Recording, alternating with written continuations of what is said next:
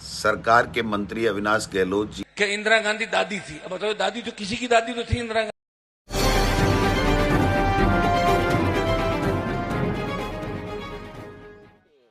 नमस्कार दोस्तों, आप देख रहे हैं पोल टॉक। मेरा नाम संतोष पांडे है।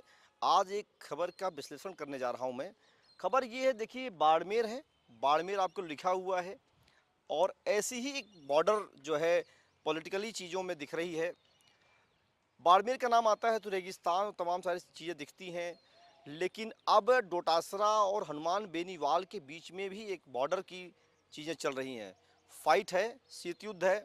दिख नहीं रहा है क्योंकि वो अंदर अंदर चल रही हैं चीज़ें। दोनों के अलग अलग समर्थक हैं। ये जो लकीर खिंची है ये आज की नहीं है। जब उपचुनाव हो रहा था राजस्थान में, तब उस समय गोविंद सिंह डोटासरा चाहते थे कि हनुमान बेनीवाल को खिंसर में घेरा जाए, उन्हें हराया जाए।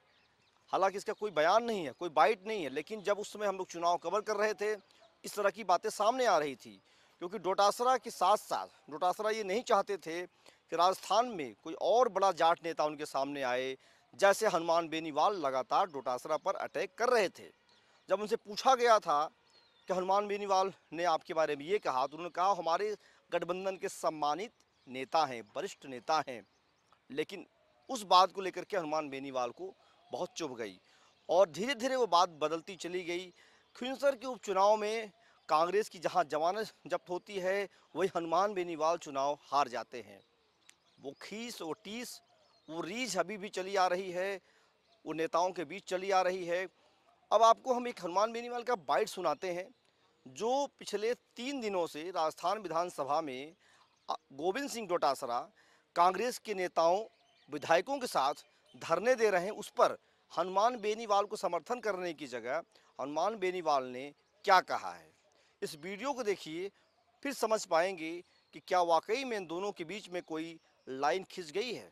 अब बताओ, दादी तो किसी की दादी तो थी इंदिरा गांधी, ये थोड़ी भी किसी की दादी नहीं थी।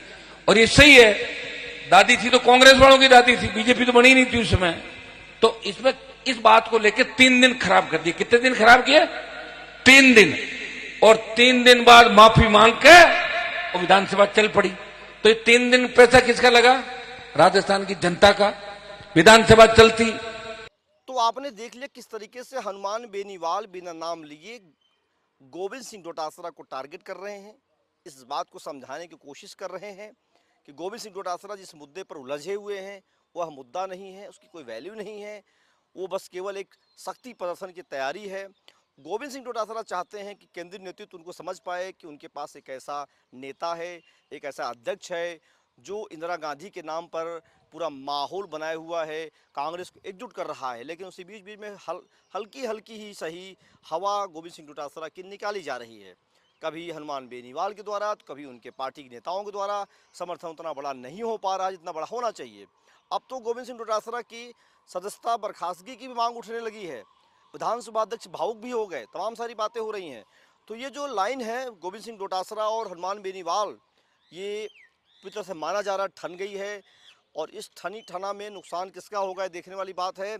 लेकिन अब फिलहाल डोटासरा और हनुमान बेनीवाल के बीच में एक लाइन जरूर आ गई है।